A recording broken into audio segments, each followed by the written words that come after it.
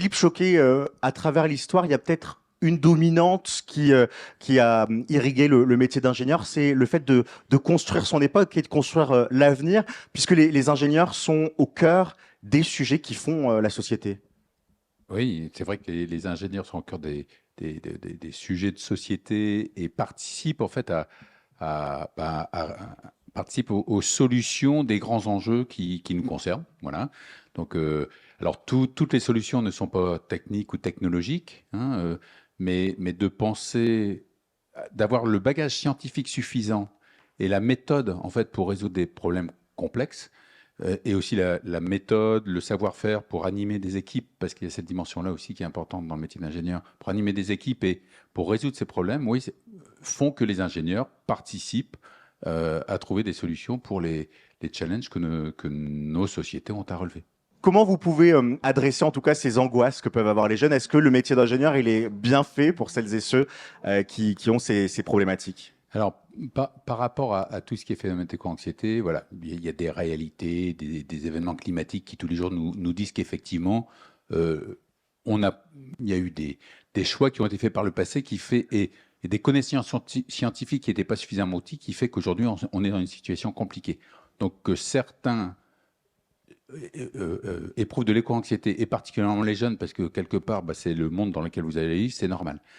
En revanche, aujourd'hui, voilà, il y a des attitudes à avoir, des comportements, il y a des solutions à trouver. Et il est clair que beaucoup de ces solutions sont techniques, résultent dans la technologie. Et c'est vrai que les ingénieurs sont directement impliqués dans ces solutions à trouver. À la fois, il y a des questions de ressources, hein, il y a des questions de recherche, et les ingénieurs sont impliqués dans la recherche et sont très impliqués dans les recherches aussi appliquées. La recherche appliquée et après, effectivement, les solutions qui seront à mettre en œuvre. Je pense qu'aujourd'hui, dans toutes les écoles d'ingénieurs, on a mis en place en fait ce qu'on appelle le programme, le label des DRS, développement durable et responsabilité sociétale. Et il y a vraiment cette volonté que les ingénieurs puissent participer à la résolution, enfin, ou à trouver des solutions, puisque c'est multifactoriel, des solutions pour résoudre ce problème. À la fois les écoles industrielles, mais également les écoles qui sont dans les sciences de la vie et de la terre, hein, puisque vraiment les solutions, elles seront multifactorielles, multiples. Je ne sais pas si vous avez pu en parler juste avant, car je suis arrivée après. C'était juste pour savoir, est-ce qu'on peut sortir de n'importe quel bac pour intégrer une école d'ingénieur? Ah, qui souhaite répondre à cette question du diplôme entrant, Philippe? Oui. Oui. Alors, en fait, ça dépend. Il y a deux types d'écoles d'ingénieurs. Voilà, il y a des écoles d'ingénieurs post-bac et des écoles d'ingénieurs post-classe préparatoire. Hein, donc, vous connaissez sans doute le système des classes préparatoires.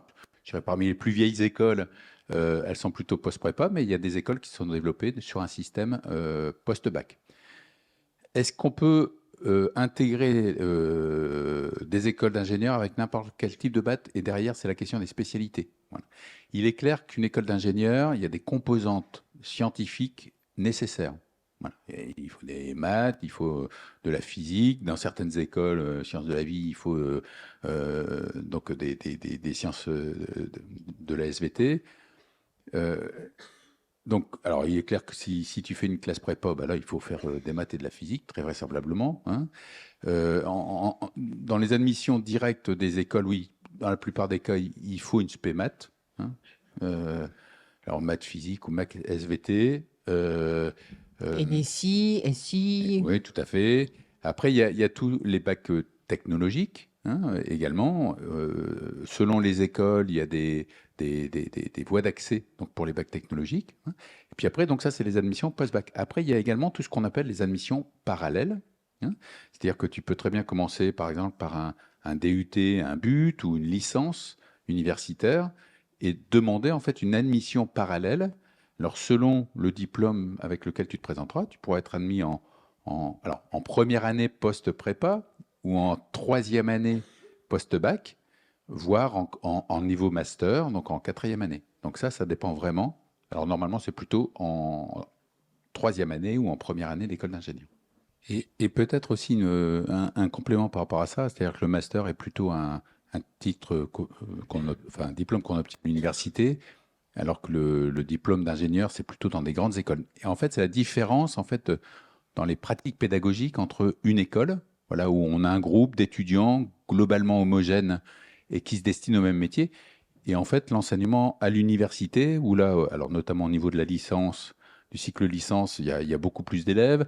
Après, c'est vrai, les enseignements sont plus pratiques. Donc, en fait, en école d'ingénieur, il y a beaucoup plus de travaux de groupe, souvent de plus en plus professionnalisants au fur et à mesure qu'on avance. Et la grande différence historique et culturelle entre les grandes écoles et l'université, alors même si ça s'atténue aujourd'hui, c'est la relation à l'entreprise. C'est-à-dire que dans les grandes écoles, formation ingénieur, quasiment tous les ans, il y a des stages en entreprise, en fait, qui permet de tester des métiers, de voir ce pourquoi on est fait, peut-être de voir, bah tiens, finalement, je pensais faire ça, mais ça me plaît pas, de se réorienter. Et dans toutes les écoles d'ingénieurs, souvent, le dernier stage, c'est un stage de 6 mois, qui là est vraiment le tremplin pour la vie professionnelle. Hein. Et donc, en fait, cette hybridation de l'enseignement avec des expériences d'immersion en entreprise, c'est vraiment une caractéristique forte, en fait, du diplôme d'ingénieur par rapport à un diplôme de master qui, lui, est plus orienté recherche. Les classes prépa intégrées, il se trouve que je dirige une école plutôt avec classe prépa intégrée. En fait, c'est le fait d'avoir des stages de manière plus précoce, voilà, et en fait de faire des maths associés, en fait, enfin, les cours théoriques associés à des cours très rapidement pratiques. Voilà. Donc ça, c'est un avantage. L'histoire de la quantité, du volume de stages dont j'évoquais, en fait, qui était une marque de fabrique des écoles d'ingénieurs, je pense que c'est très important. Parce qu'en terminale, quand on vous dit tu veux faire quoi, alors, pour beaucoup d'entre vous, vous ne savez pas et c'est normal. Voilà. Et ceux qui savent, bah, peut-être qu'ils pensent faire quelque chose, mais que ça ne correspond pas à ce qu'ils ont envie de faire. Donc en fait, pour faire ça, il faut deux choses. Il faut de la maturité. Voilà. Donc la maturité, bah, c'est vivre, c'est refaire le monde, c'est voyager un petit peu. Ça, c'est possible de le faire. Et il faut de l'expérimentation. Il faut expérimenter les métiers. Si je vous dis, bah, demain, vous avez envie de faire du marketing, et même le métier d'ingénieur, ça reste très théorique. Voilà.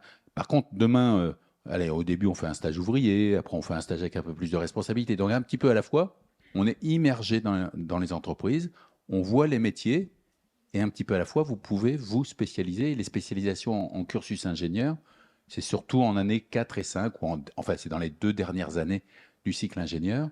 Et c'est à ce moment-là où se pose le choix. Sachant qu'en règle générale, une formation d'ingénieur, c'est hyper généraliste, comme le disait François tout à l'heure, ou Aline, je ne sais plus qui le disait. Voilà, on peut se retrouver en marketing plutôt industriel, on peut se retrouver en recherche, très souvent, c'est des postes de management. Voilà, donc les métiers sont très larges, voilà, mais le tout, c'est de savoir ce pourquoi on est fait. Et ça, c'est les stages qui le permettent. Et la cartographie des écoles d'ingénieurs. Alors, parce que souvent, quand on pense ingénieur, on pense technologie, usine. En fait, non. En fait, je dis toujours, il y a deux grands groupes d'écoles d'ingénieurs. Il y a les écoles d'ingénieurs plutôt industrielles, non très techno, et il y a les écoles d'ingénieurs plutôt sciences de la vie et de la terre, donc qui est une autre approche. Hein. Donc, dans les écoles, je dirais techno, bah là, il y a souvent, elles sont généralistes. Quelquefois, elles peuvent être un peu plus appliquées, plus spécialisées. Il y a des écoles spécialisées sur tout ce qui est aérien, sur la mobilité, d'autres plus électroniques, voilà. Et le numérique, et voilà, et toutes les nouvelles technos qui sont en train d'apparaître. Alors, c'est vrai que les écoles industrielles, c'est plutôt maths physique, donc tout se calcule, tout se prévoit, même s'il y a des phénomènes complexes. École sciences de la vie et de la terre, donc là, c'est plutôt les écoles d'agronomie, les écoles tout ce qui est géosciences, c'est ces sujets-là que je travaille, ou école d'ingénieur en environnement. Voilà, là c'est une autre approche intellectuelle, c'est d'autres matières. C'est plutôt des phénomènes un peu complexes. La vie est complexe et on essaye de comprendre pourquoi un arbre est malade, pourquoi telle rivière déborde. Et, voilà, et donc c'est une autre approche intellectuelle, même si l'une et l'autre formation restent au finish très généraliste et au finish débouchent sur des métiers très très variés. Voilà. On peut travailler dans l'humanitaire en étant ingénieur. La logistique, ça demande des compétences, souvent d'ingénieur, par exemple. Voilà, donc, le métier d'ingénieur, quel qu'il soit, hein, même quand c'est des champs assez spécialisés, parce qu'on peut devenir directeur d'école après un diplôme d'ingénieur en chimie, n'est-ce pas? Et une école de numérique en plus. Donc, ça débouche, c'est une formation généraliste, c'est une manière de penser, une manière de réfléchir, de poser les problèmes, et après qui s'applique vraiment à tous les métiers, jusqu'au métier de chef d'entreprise, de start-upper, d'entrepreneuriat De journaliste. et de journaliste, Voilà. tout à fait. J'ai fait une école d'ingénieur. Hein, tout à fait. Ma question là, elle est pour vous, Philippe, sur le financement. Parce que je veux, et je profite qu'on soit dans cette salle entre nous, entre guillemets, même s'il y a des caméras, pour insister sur le côté financier. Vous savez, il y a des écoles qui vont vous demander de l'argent, vous en voyez peut-être sur le salon. On a des écoles qui sont publiques, des écoles qui sont privées. Là, on a la chance d'avoir deux établissements qui ont une particularité, et ça, vous le voyez sur Parcoursup, c'est un label que vous voyez que vous connaissez peut-être pas, et j'ai envie de le mettre en avant. Sur les écoles privées, c'est le label ESPIG, Établissement d'enseignement supérieur privé d'intérêt général. Pour vous faire la dichotomie, vous avez les écoles d'ingénieurs publics, vous payez en gros entre 600, parfois 1000 euros de frais scolarité à l'année, et les écoles privées, où vous allez mettre un peu plus, 6000, 7000 euros, etc. Mais à la différence d'autres établissements qui ne sont pas des écoles d'ingénieurs ESPIG, là, on est dans l'intérêt général. Ça veut dire quoi concrètement? Et pourquoi ce label il est important sur Parcoursup? Alors, merci de le mentionner. C'est vrai que moi, je suis président de la FESIC qui regroupe en fait des établissements ESPIG, donc reconnus d'intérêt général. Une cartographie, j'aime bien la cartographie de l'enseignement sup. Hein. Vous avez des écoles qui sont sous contrat, en contrat avec le ministère de l'enseignement supérieur. Vous avez les écoles publiques et puis des écoles associatives, mais qui sont en contrat avec l'État, c'est-à-dire à mission de service public et qui n'ont pas d'objectif de gagner de l'argent avec les formations. Donc, tout l'argent qui est payé sert uniquement à essayer de faire la meilleure formation possible. Après, vous avez des formations qui ne sont pas à mission de service public. Alors, on dit quelquefois qu'ils sont hors contrat. Hein, donc, c'est des écoles privées. Et on en a vu malheureusement beaucoup arriver ces derniers temps. Alors, dans ces écoles-là, vous pouvez avoir des écoles avec un diplôme national, donc des écoles hors contrat, mais qui ont un diplôme national. Donc, une école hors contrat, privée, on dit à but lucratif. Voilà, leur objectif, c'est de vous faire payer, de gagner un peu d'argent, c'est leur finalité, hein, qui est louable, mais tout n'est pas réinvesti dans l'école. Et puis après, vous avez des structures qui n'ont ni diplôme national et qui ne sont pas en contrat, donc là, danger. En gros, une formation qui est sur Parcoursup, c'est une formation qui est garantie par l'État. Une formation qui est hors Parcoursup, ça ne veut pas dire qu'elle est de mauvaise qualité, mais il faut faire très attention, parce que la plupart des formations qui sont hors Parcoursup sont justement parce qu'elles n'ont pas de diplôme reconnu par le ministère de l'Enseignement supérieur. Ça peut délivrer un titre, hein, RNCP, mais ça ne couvre pas l'enseignement supérieur. Donc voilà, ça c'est une cartographie. Le financement des études. Alors, je prends ces écoles qui sont en contrat, il y a des écoles publiques et des écoles associatives comme nous. Le coût de la formation entre les écoles publiques et les écoles associatives comme nous, grosso modo, est à peu près le même. Voilà, il faut payer des professeurs, il faut payer des activités de recherche. La seule différence, c'est que le financement de l'État est plus faible. Hein. Donc, grosso modo, dans les établissements ESPIG, les frais de scolarité représentent à peu près la moitié, voire les 2/3 du coût réel de la formation. Hein. Donc, ce qui est payé, ça ne représente qu'une petite partie du coût complet. Alors, c'est vrai que ça représente de l'argent, ça on en convient. Alors il faut savoir que la France est un des rares pays où on ne considère pas l'enseignement supérieur comme un investissement. Vous êtes dans beaucoup de pays, en Chine et tout ça, les gens sont prêts à mettre beaucoup d'argent pour avoir la meilleure formation possible. En France, quelquefois, il y a ce sentiment du « ça m'est dû et donc je n'ai pas à payer hein ». Bon, il faut savoir que par exemple, si on prend une formation, je pars à l'université, certes ça peut paraître gratuit, hein, mais si je repique un an parce que j'ai pas été bien encadré, si j'ai mon premier salaire à l'embauche, et le premier salaire à l'embauche, il est vachement important, il est de 20 ou 30% inférieur, bah, globalement, le retour sur investissement il est rapide. Hein, il faut savoir que, grosso modo, je dis toujours que les frais de scolarité sur 5 années dans nos écoles, c'est à peu près 9 mois de salaire à la sortie. Voilà. Si vous trouvez un investissement dont le retour sur investissement est de 9 mois, faites-le nous savoir, ça veut dire que c'est un bon investissement.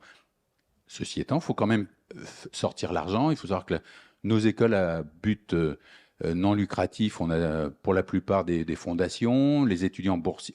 On se fait un point d'honneur à ce qu'un jeune qui veut venir chez nous et qui a des difficultés financières, on puisse l'accompagner. Hein. Donc il y a des bourses, il y a des prêts d'honneur, il y a les banques. Comme à l'issue des études, vous êtes quasiment sûr d'avoir un boulot, les banques font des prêts très facilement. Hein, et donc, par rapport à ça, pas de difficulté.